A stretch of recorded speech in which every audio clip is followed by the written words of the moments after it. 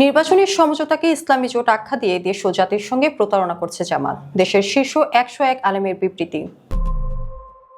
ঈমান ও আকীদা বিসর্জন দিয়ে কেবল নির্বাচনী সমঝোতার নামে গঠিত কোনো জোটকে ইসলামী জোট হিসেবে স্বীকৃতি দেওয়া যায় না।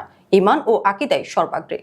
ইসলামী জোটের নামে বিভ্রান্তি সৃষ্টি থেকে সাধারণ মুসলমান ও তাওহীদি জনতাকে বিরত থাকার আহ্বান জানানো হচ্ছে। তথাকথিত এই নির্বাচনী সমঝোতাকে ইসলামী জোট আখ্যা দিয়ে দেশ ও জাতির সঙ্গে প্রতারণা করা হচ্ছে।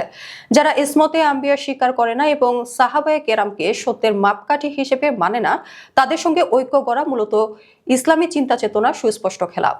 প্রকৃতপক্ষে এ ধরনের ঐক্য কখনোই ইসলামের ঐক্য হতে পারে না। অতএব তাদের সঙ্গে ঐক্য করা মোটেও সমীচীন নয়।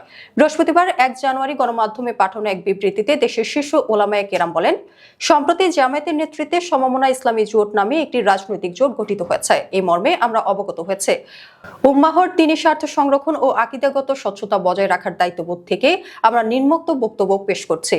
প্রথমত, কোন রাজনৈতিক জোটের নামের সঙ্গে ইসলাম বা ইসলামী শব্দ যুক্ত হলেই তা সরই অর্থে ইসলামী রাজনৈতিক জোট হয়ে যায় না। ইসলামী রাজনৈতিক জোটের মৌলিক পরিচয় হলো আহলে সুন্নাত ওয়াল জামায়াতের বিশুদ্ধ আকীদার প্রতি সুস্পষ্ট অঙ্গীকার, কোরআন ও সুন্নাহ এবং সালাফে সালেহিনের মানহাজ অনুসরণ এবং দিন বিরোধী সব ধরনের আপোষ থেকে পূর্ণ দূরত্ব বজায় রাখা। দ্বিতীয়ত, দেওবন্দি আকীদা ও মানহাজে বিশ্বাসী কোনো রাজনৈতিক দল বা সংগঠন আহলে সুন্নাত ওয়াল জামায়াতের আকীদার পরিপন্থী চিন্তা চেতনা, মতাদর্শ ও দর্শন লালনকারী কোনো দলের সঙ্গে ঐক্য গঠন করতে পারে না।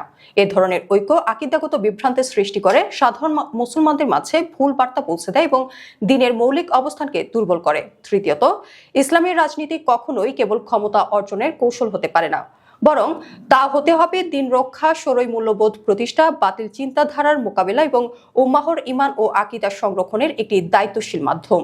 আকীদাগত প্রশ্নে আপোষ করে গঠিত কোনো জোটকে ইসলামের রাজনীতির প্রতিনিধিত্বকারী বলা যায় না। অতএব আমরা সুস্পষ্টভাবে জানাতে চাই যে উক্ত সমমনা ইসলামের জোটকে আমরা ইসলামী রাজনৈতিক জোট হিসেবে স্বীকৃতি দিই না।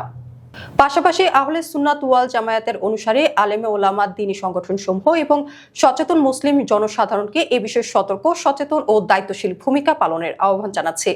আল্লাহ তাআলা আমাদের সবাইকে হক বুঝার, হকের ওপর অবিচল থাকার এবং বাতিল থেকে দূরে থাকার তৌফিক দান করুন। আমিন।